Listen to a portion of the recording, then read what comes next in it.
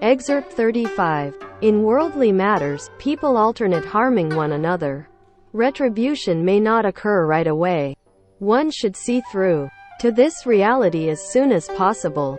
The people in this world do not understand this truth, and they take revenge over and over, back and forth. They have a strong desire for vengeance. Revenge may not happen right away, but we should know that when an enmity is created, sooner or later revenge will come. Therefore, we should see through retribution and let go of enmity. We should completely change from within. This excerpt alerts us to guard against disasters, not just natural disasters but, more importantly, man-made ones. We may not be experiencing a disaster now, but we should be far-sighted and look into the future. This way, we will know how to deal with matters at this present moment. There is a Chinese saying, "Those who fail to see ahead will soon find trouble right before them." Besides, everything in this world changes all the time. In the past, no matter how things changed, the changes could be predicted somewhat, because there were moral standards. No matter which dynasty it was, things did not deviate much from the standards. Today, the standards have been discarded. The teachings of the ancient sages and the teachings of Confucius and Mencius have been discarded. Even the Buddha's teachings are unwanted. Therefore, people today are at a loss as to what to do. This is very frightening. Excerpt 36. All of you should consider carefully. Stay far away from all evils. Choose what is virtuous, diligently practice. Love, desire, prestige, and splendor cannot be had forever. There is no happiness at all. All of you should consider carefully. We should seriously contemplate everything. Understanding the truth, we will be diligent in our cultivation.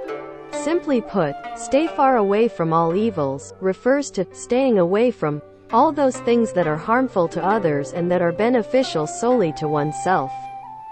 For ourselves, choose what is virtuous refers to having belief and vow, mindfully chanting the Buddha name, and seeking rebirth in the Western Pure Land. From all the sutras that Sakyamuni Buddha taught in the 49 years, we choose only the 3 Pure Land Sutras. Putting aside all others, in this lifetime we learn and practice according to the teachings in the 3 Pure Land Sutras. This way, we will achieve our goal. In daily life, we must do things that benefit society. When we do our best and accord with conditions, the merit accrued will be perfect and complete. In addition, we should be able to tell good from bad, and right from wrong, and should make the right choices. Diligently practice means that we should put in our best efforts to do things diligently. In doing so, both ourselves and others will benefit. Love, desire, prestige, and splendor refers to fame, prestige, gain, wealth, the 5 desires, and the 6 dusts. The 5 desires are wealth, sex, fame, food, and sleep. Love, desire, prestige, and splendor cannot be had forever, because they are transient, like fleeting clouds. At the end of one's life, if one is still attached to this world, this will obstruct one from attaining rebirth in the Western Pure Land. Therefore, one must give up fame, prestige, gain, wealth, the 5 desires, and the 6 dusts, and stay far away from all evils. When we truly understand the truth, we will be highly cautious in all situations and remain constantly vigilant.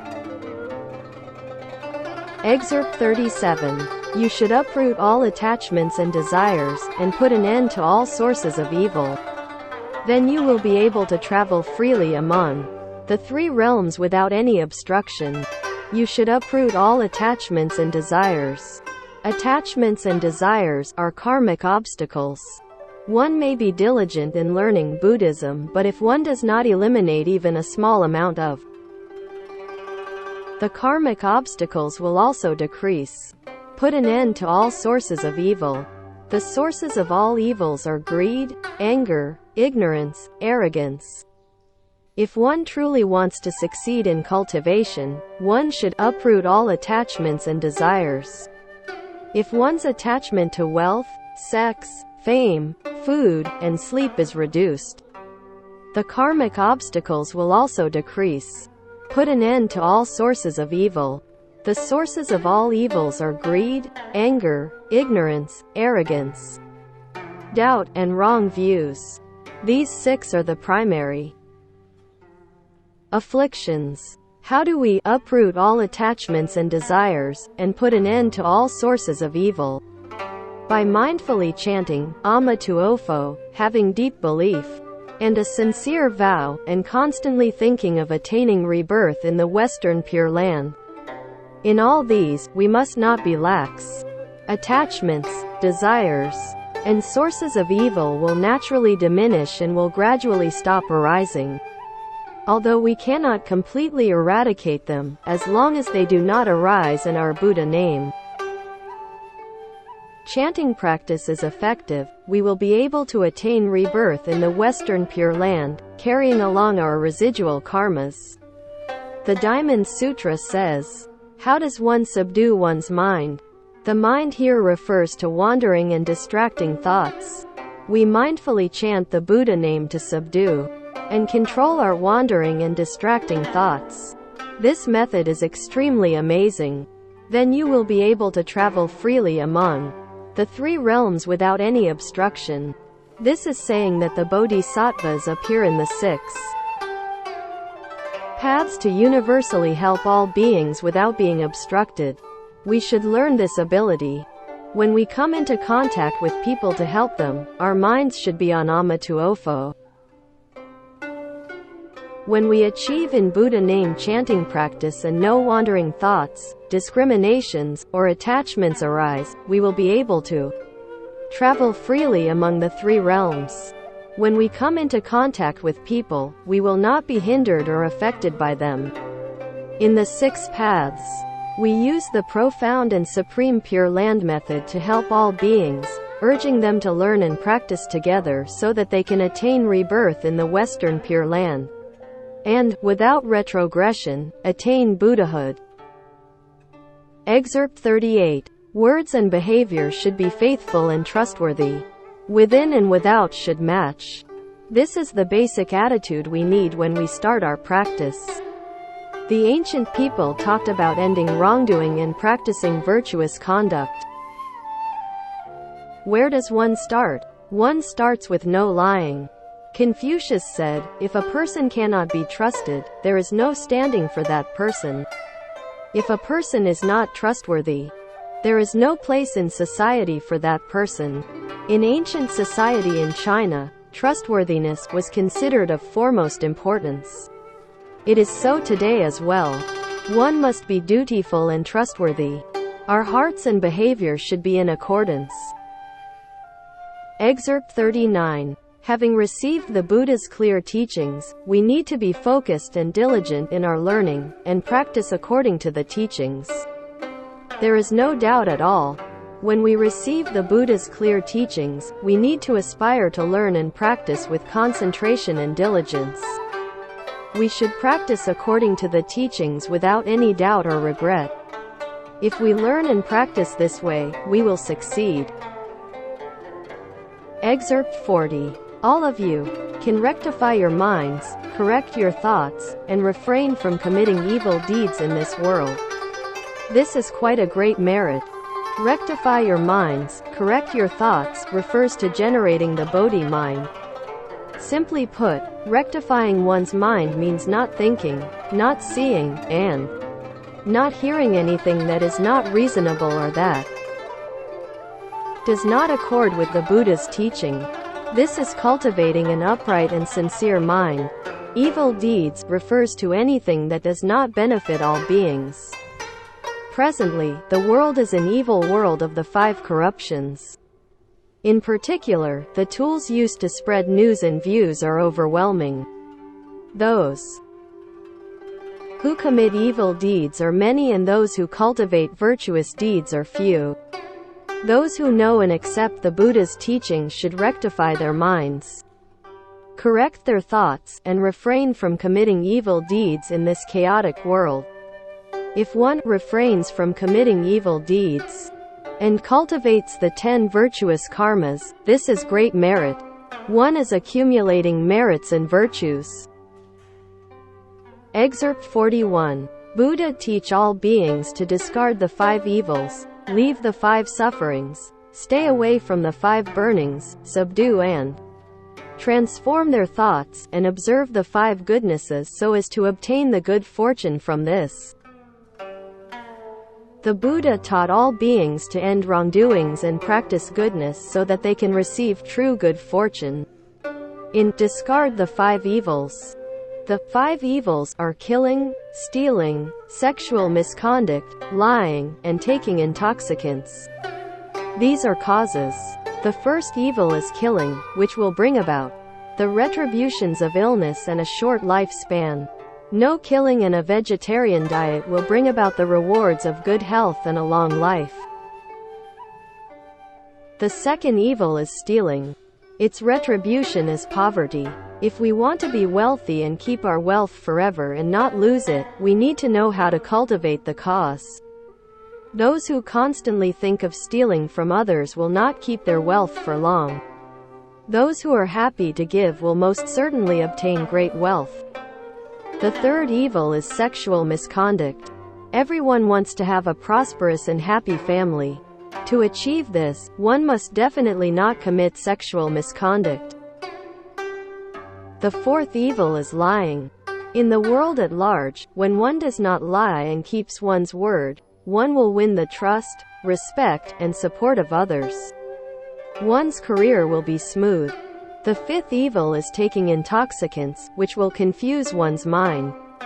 When one is intoxicated, one cannot control one's speech or behavior and thus will very often commit offenses that result in grave mistakes. The Buddha taught us to end these 5 evils and cultivate the 5 goodnesses, which are the 5 precepts of no killing, no stealing, no sexual misconduct, no lying, and no taking intoxicants. These 5 precepts should be adhered to from the time we begin to generate the mind to learn Buddhism, until the time we attain the level of Bodhisattva. When we seek rebirth into the Pure Land by Buddha name chanting, if we cannot fulfill these 5 precepts, then no matter how many times we chant the Buddha name, we will not be able to attain rebirth. The Western Pure Land is a place where the beings of superior goodness gather. If we cannot end the 5 evils and cultivate the 5 goodnesses, we will be incompatible with the Pure Land. We must accord with virtuousness so as to have Amitabha Buddha come to escort us to his land. In Leave the 5 Sufferings, stay away from the 5 burnings. 5 sufferings are flower retributions and 5 burnings are fruit retributions. When there are causes, there will surely be effects. Committing the above 5 evil causes will bring about the retributions of suffering. Sufferings refers to the sufferings in life. Burnings refers to the future sufferings in the 3 evil paths. From this we can see that when one commits evil karmas, one will suffer. Not only now but also in the future, where the retributions will be even more terrible. Thoughts in Subdue and Transform Thoughts refers to wandering thoughts, greed, anger, ignorance, and arrogance. Transform means transforming afflictions into bodhi, and transforming killing into compassion. This is the goal of the Buddha in teaching people. How does one subdue and transform one's thoughts? When an evil thought arises, one should instantly have the wisdom to be aware of it and stop the wandering thought. For many kalpas, for which there is no beginning, ordinary beings have been immersed in affliction and habits, so they naturally have many wandering thoughts. But as it is said, do not fear a thought arising, fear realizing it too late. When an evil thought arises, one should immediately detect it and transform it into ama-to-ofo. This is cultivation. In the Zen school, this is the practice of enlightening illumination. Here is where we practice transforming an evil thought into a virtuous thought, transforming an evil thought into ama-to-ofo. The thought of ama-to-ofo is the most virtuous. There is no thought more virtuous than this. Observe the 5 goodnesses so as to obtain the good fortune from this. The 5 goodnesses are the 5 precepts. We should abide by the 5 precepts. In addition to not killing, we should maintain a vegetarian diet because it is healthy. There are many strange illnesses nowadays. How do they come about? Medical and scientific studies have come up with some theories that seem correct, but are actually wrong. The true cause is eating meat. A proverb says, "Illness enters through the mouth, trouble exits from it." Meat is undoubtedly poisonous. Great Master Yingwang once told a story. A woman breastfed her children. The first one died, so did the second one. Subsequently, the milk was sent to a lab for testing. It was found that she had fed the children when she was angry. Her anger generated a poisonous substance that made the milk poisonous. She thus poisoned her own children. From this we can deduce that when any living being is being killed, it is not everyday anger that the being feels but something more intense, hatred. Therefore, all meat is poisonous and eating meat is the same as taking poison. One may not get ill immediately, but over a long time this will bring about strange illnesses. A vegetarian diet will surely bring about good health and longevity. No killing will bring about longevity. No stealing will bring about great wealth. No sexual misconduct will bring about a dignified appearance. No lying will bring about people's respect. No intoxicants is a wise thing as one will maintain a clear head. Cultivating the 5 goodnesses will naturally bring about good fortune, longevity, good health, and wealth. Everything will go well in one's family and in one's career. This is what one will get now. Future rewards will be even more wondrous. Excerpt 42. All kinds of beings in this world want to do evil. The strong overpower the weak, with both of them overwhelming and killing one another in turn. They cruelly harm and slaughter, and alternately devour one another. They do not know to do good deeds and will thus suffer misfortunes and punishments later. Karmic foes will, in turn, take revenge on one another. The suffering is beyond description. This excerpt describes the saying, "The weak are the prey of the strong." Is this statement true? No. What is true is that reprisal breeds reprisal. It would seem that the weak are to be eaten or dominated by the strong, but it is not so. The Buddha, who had perfectly realized the 5 kinds of eyes, clearly saw the truth of transmigration within the 6 paths. He said that the beings in the 6 paths alternately take revenge on one another, lifetime after lifetime. It is said, a human dies and is reborn a sheep dies and is reborn a human. In this life you are the human and you are stronger than the sheep. You kill and eat it. In the next life, the sheep becomes the human and you become the sheep. He will kill and eat you. Each one, in turn, pays back. This is, in turn, take revenge on one another. Such agony. The weak being the prey of the strong is an abnormal phenomenon. It is a malicious relationship, one of continual reprisals. In addition, when one takes revenge, one will not do it in the exact amount, one will overdo it a little. Therefore, the enmity will continue lifetime after lifetime, without end and will never be resolved. The retributions will become more and more terrible. The first part of the complete works of Zhou Anshi is Lord Superior Wen Chang Tract of the Quiet Way. In the first section, Lord Superior Wen Chang talked about 17 of his lifetimes of karmic causes and effects. The retributions were terrible, truly horrifying. It is worthy of our vigilance. We understand the truth, so we should feel empathy for all beings. We should love them, not harm them. What is the cause of wars in this world? The Buddha told us that it is killing. Therefore, if wars are to end forever, beings should not eat meat. Years ago when I was lecturing in Taipei, there was an elderly lay practitioner, a Mr. Wu from Ningbo. He used to do business in Shanghai and started to learn Buddhism in his old age.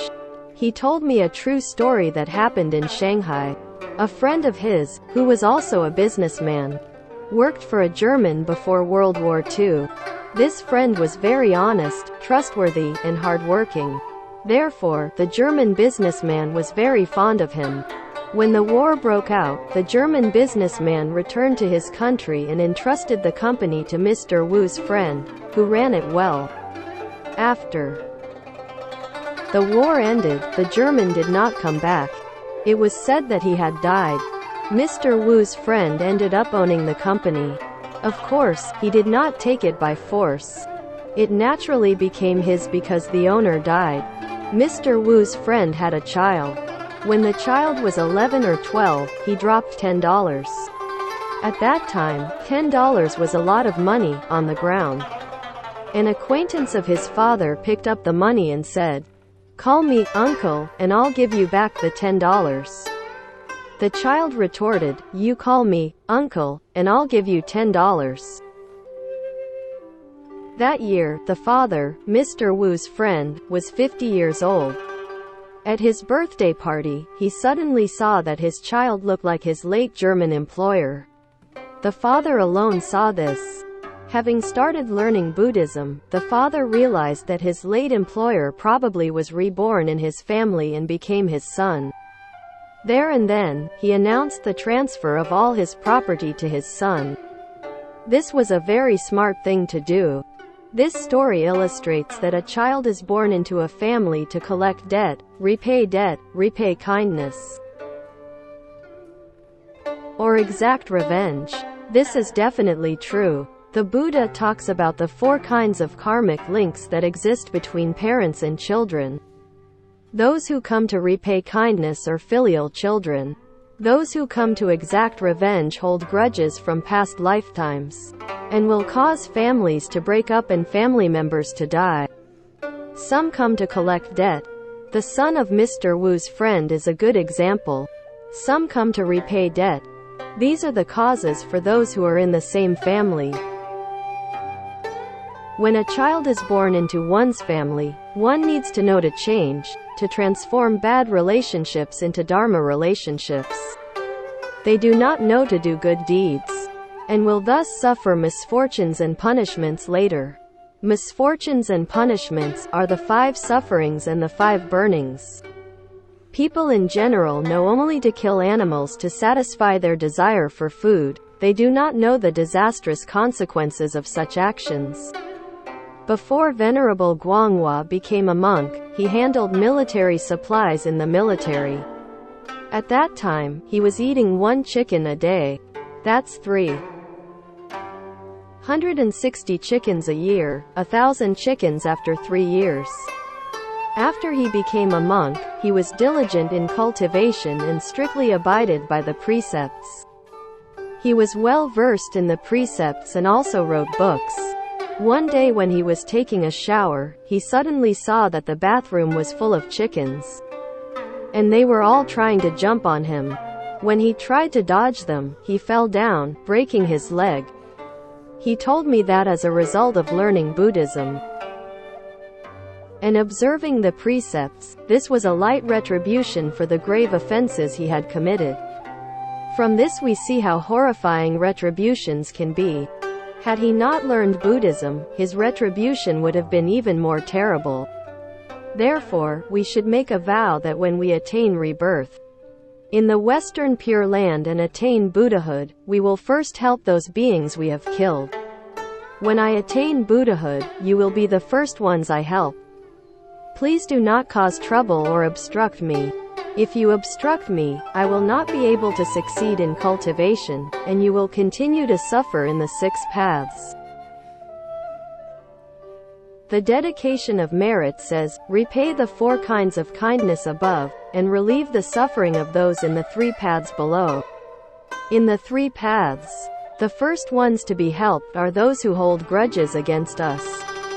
When we encounter animals, we should mindfully chant the Buddha name and dedicate the merit to them. It is quite usual to chant Amma tu Ofo. It is even better if we chant the 3 refuges. Return and rely upon the Buddha so as not to be reborn into the hells. Return and rely upon the Dharma so as not to be reborn as a hungry ghost. Return and rely upon the Sangha so as not to be reborn as an animal. We chant this to the beings in the 3 evil paths. When we encounter animals, we can chant the Buddha name and dedicate the merit to them, as well as chant the 3 refuges.